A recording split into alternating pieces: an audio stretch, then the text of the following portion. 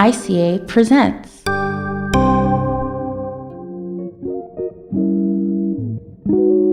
Hello, and welcome to the Digital Alchemy podcast, brought to you by the International Communication Association Podcast Network. My name is Moya Bailey. I'm an assistant professor in the Department of Communication Studies at Northwestern University and the founder of the Digital Apothecary Lab. For this episode, I've invited Dr. Beth Richie and Dr. Dána-Ain Davis to discuss what is digital alchemy and how it applies to both of their journeys as scholars and activists in the Black feminist movement. Here's Beth and Dana. I am Beth Richie. I teach at University of Illinois, Chicago. Think of myself as a Black feminist abolitionist and have worked with Insight, Love and Protect, with the Prison and Neighborhood Arts Project, teaching at Stateville Prison and Logan Prison. All of those organizations are groups that have come together to try to make space for freedom work for criminalized survivors. So my work is kind of at the nexus of abolition and ending gender-based violence. I met Dana because we really are in many ways on that same journey. We come to the journey from different places, but we fundamentally share commitment to that freedom struggles for Black people and Black women and Black queer people in particular. We met 35 years ago when we were both at Hunter College, City University of New York. I was in the strange position of having my first faculty job, and Dana was in a somewhat of a strange position of being my student, even though it was clear I was learning from her as much, if not more, than she was learning from me. We became fast friends, political allies, sisters. Yeah, and I think sort of grown up together in some ways. That's my version of the story. Dana, what's yours? My version only differs in the beginning, in that I am Dána-Ain Davis. I am an anthropologist, and I work at the City University of New York Graduate Center, where I run the Center for the Study of Women in Society. I have been involved in different domains around Black feminist life. I've started out being really interested in how Black women live policy, particularly around policy that affected women who were being battered. My focus on battered women and violence against women, completely inspired as an academic endeavor, completely inspired by Beth, although also inspired being a survivor of sexual assault. I'm working on issues related to reproduction, and I've worked with what was called NARAL, the National Abortion Rights Action League. I worked with the Reproductive Rights Education Project at Hunter with Beth Richie, Eugenia Cunha, and Rosalind Pacheski. Yep. I work with Collective Power and the National Network of Abortion Funds, and am thinking a lot about abolitionism. I also did a little bit of work with women who were incarcerated around HIV/AIDS. Everything after that is what Beth said. Your work transcends the academy. I'm curious too about what that experience has been like for you, having both firmly grounded research and academic concerns as part of your work, but then also really important movement and practical life work in terms of building the world we want. How did you get started in that, and what's it feel like? Doing work that moves across different spaces doesn't really feel like something that was particularly intentional. It feels like it was really organic. For me, it just seemed impossible to be collecting people's life stories and not being able to utilize those life stories in a way that could be transformational around policy, around practice, and now in the work I do now in terms of procedure. But it comes from a place of the house that I grew up in, where the work that my parents did was always about working and doing things relative to making things better for Black people. And I like the way you use the word organic, Donna, because that's very much what it feels like to me. I can't imagine working any other way than with my academic work following my activism. And I've wondered if part of that is because I work in the area of violence and there's real lives on the line, real bodies, real people, real emergencies. So I can't imagine working in a way that only observes or studies or analyzes things that are so much of a lived experience of an emergency. Like Donna, I think it's in part the methods that I use. It's also the topics or the subjects that I work on, that it would be impossible to not live in both worlds. In fact, like Donna, I think of myself as an accidental academic. But Moya, I do want to pause for a minute and say that both Donna and I have said that, but we both have academic administrative jobs, and we have for a while. They're not more important to me than being accountable and authentic in the work I do at the prison or on the hotline or with the people coming out. And I think it made an easier way in some ways. It made it harder too, because I often feel a little almost out of place. But it also made it easier to just do those things without the same kind of stress or placing them as important things as an academic or as a scholar, as a department head or associate dean or all the other things we've been. They're just less important than a freedom campaign to me. What's the best part of your work? What other aspects of your work do you love? I like to write. Donna is amazingly prolific. And every time I turn around, Donna, you've got something else you've written, some other book in some amazing area.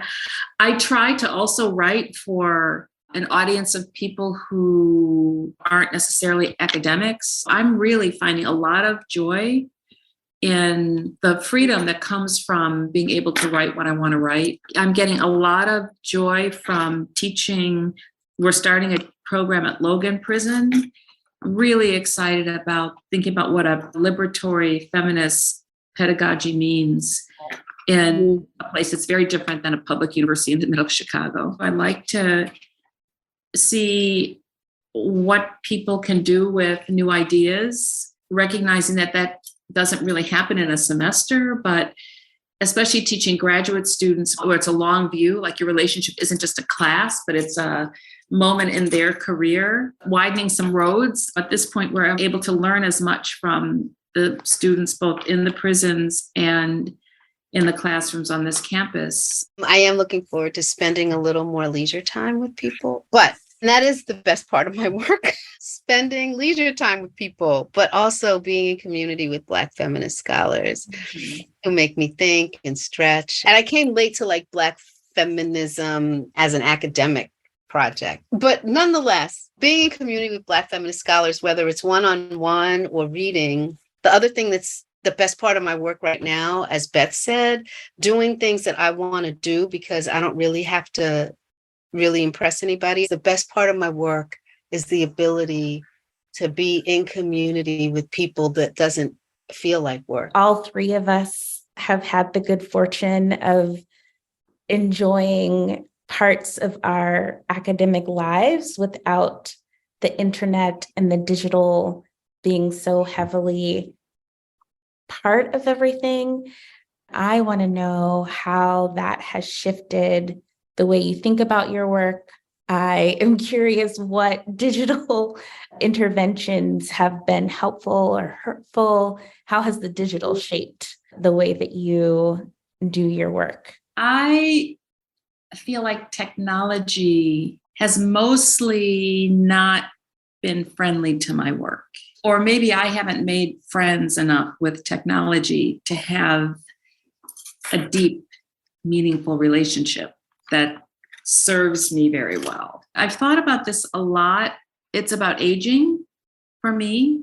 It's about working on issues where technology doesn't appear that much, People in prison don't have a lot of technology.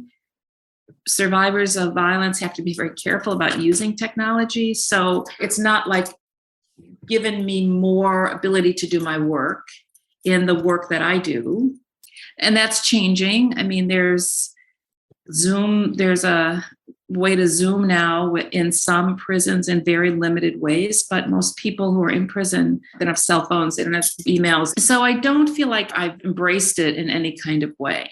I just don't want to be tethered. Now, I want to just say there's two other pieces that are a little bit connected to this. I wrote my dissertation on a typewriter, the labor that went into the actual production. And it's just a very different way to move through ideas when you have the ability to co-construct and cut and paste and spell check and all of that. And I remember when my mother retired, she worked at a public library. She was a reference librarian. And she said, I'm stopping because they're digitizing the card catalog. And I remember she wasn't sad about it, but she just thought like the world that she had so loved had moved on and almost had betrayed something that she thought was so important about the process of her work. And I do sort of wonder, am I going to get to a point where I say the world has moved on and because of some technology, and I'm not willing, able, prepared to learn what's next. I'm going to sort of almost surrender to a different way, a new generation, new processes of knowledge creation and production and sharing, et cetera. I have a relationship with technology. Some of it is around fear. I already don't know all of the things that my Mac can do. I can't imagine that as things become more elaborate, that I'll be able to keep up. I think the digital world has its benefits and its caveats. Then there are these complicated things about technology, which I allude to a little bit in my book, but it's like assisted reproductive technology, all the technology that's used to save, the period tracking apps that can be deployed against people around abortion and procreation, all of that. So there's lots there for people to critique in terms of the application of technology. But on the other hand, what I love about it is that as I have wanted at least 2 or 3 years, be more connected internationally with reproductive justice workers, I've been able to co-create community with people. Because of Instagram, I learned about a woman who's like the only Black midwife in Barcelona. And we've been talking, and I've met all of these people that have fostered the ability for me to have international engagement with people, which I think is part of movement building, right? So that part I love. This is the world we live in, where things are both, and that's part of what I've been thinking about technology, and also wanting to go back to some older traditions, this idea of magic. I have a quote from my work where I think about digital alchemy, and I say that alchemy is the science of turning regular metals into gold. And when I talk about digital alchemy, I'm thinking of the ways that Black women transform everyday digital media into valuable social justice magic. We turn scraps into something precious. It's also this delicate balance of making do and pushing for more that informs my thinking of how Black women create transformative digital media magic. You both said that the digital is there, it's a place of fear, but do you see the digital being used by some of the people that you work with in transformative ways? Does digital alchemy show up in terms of the communities that you work with? For me, yeah. A lot of the people that are deploying it are younger. But I am deeply enamored with the way doulas and birth workers and reproductive justice activists and advocates comment on everything, shut stuff down, share crazy things like this white nurse on TikTok where she's asking this Black woman what her pain scale is on a scale of 1 to 10. And the woman says it's like a 20. This white nurse is saying, but you're eating chips. So how can you actually be in pain? And then the information that comes out of it is so amazing. Like these doctors, Black doctors and Black nurses are like, of course you're eating chips, because actually crunchy things help reduce pain, which is why they give you chips when you're in the hospital. And then there's all of the amazing creativity. This young woman that I used to mentor, she has this podcast called Homecoming, and it's about challenging the idea that the hospital is the safest place to give birth. This other woman, Taja Lindley, has a podcast called Black Women's Department of Labor, and she's talking about labor and the labor of laboring. And it's just this beautiful set of interviews with people across disciplines, fields, and life experiences talking about various issues related to reproduction. I spend so much more time now on social media looking and learning. There are these other gems. This alchemy that you've described is amazing. And the last thing that I'll say about it is, as my mother was transitioning to the other realm, just before she started actively transitioning, I found this Instagram reel by this woman who had, her handle is Mom of My Mom. Her mother had early onset Alzheimer's. I learned so much about how to care. My mother did not have Alzheimer's, but just useful things about caring and being a caregiver. And there's a whole community of people who support her and are part of her life. And I would never have thought to find a community of people for support in that way. So, what are you excited about in terms of where your work is going? What has you excited about even this next generation of scholars and activists that are coming after you? Part of it is I feel like we've been through times like this before, survived them, and come out stronger.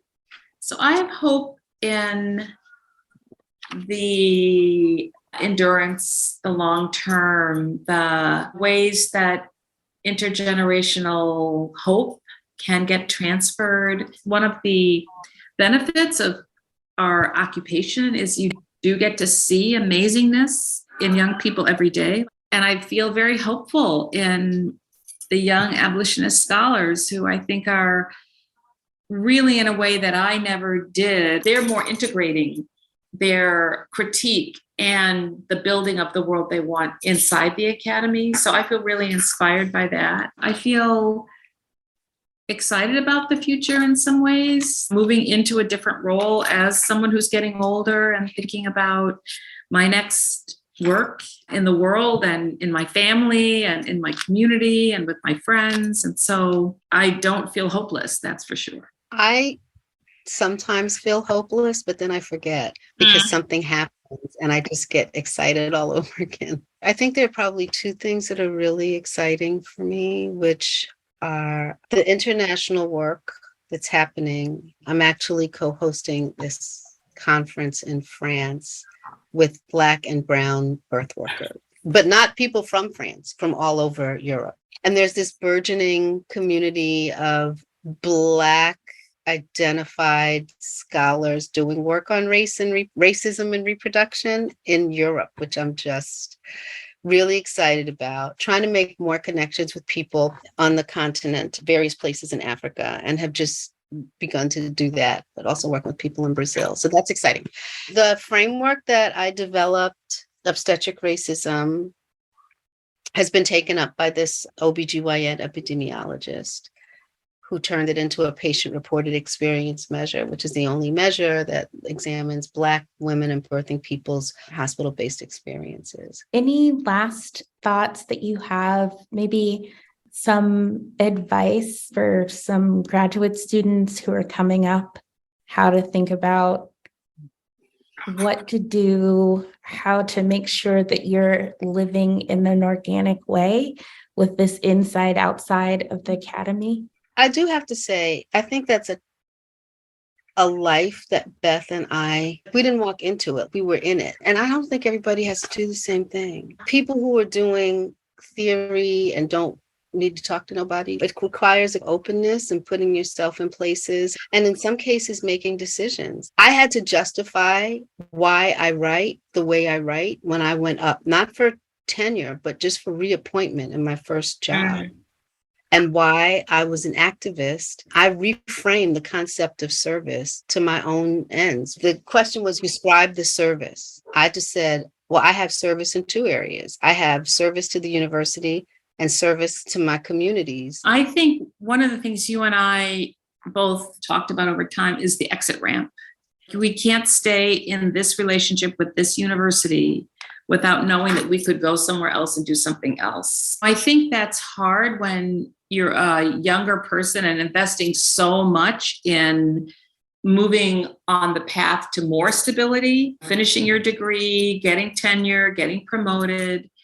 But I think if you don't have the ability to imagine doing something else or finding another place where your work can live, then I think that's when the world of academia starts to close in on you. And I have always thought, like, there's not only another world, there might even be in some ways a better place for me to do my work, in a policy organization, in a prison. I've always looked for places where it could grow. And it's not always in academia. I also think it's important to make sure that you have accountability to something other than just the people who surround you in your office. What I realized is I have to be a teacher while I'm a student, and I have to have other people I'm accountable to, because I can't be accountable only to that. In formal and informal ways, at many stages of my career, I've had alternative accountability structures. I had a group of people who read chapters of my dissertation who were not part of the academy as I moved along, to make sure that I was writing with a sense of authenticity to who I am. And I think it saved my soul as well as made my work better. I love that. That's such a beautiful note to end on. I want to thank you both for your time, the generosity of spirit in sharing this information, and for your work, because it's been an inspiration to me. So thank you both. Thank you, Moya. You're amazing. So thanks for including me. And it's always a pleasure to be with you, Donna. Thank you so much. Digital Alchemy is a production of the International Communication Association podcast network. This series is sponsored by the School of Communication at Northwestern University. Our producer is Bennett Pack. Our executive producer is Devontae Brown. The theme music is by Matt Oakley. Please check the show notes in the episode description to learn more about me, my guests, and Digital Alchemy overall. Thanks so much for listening.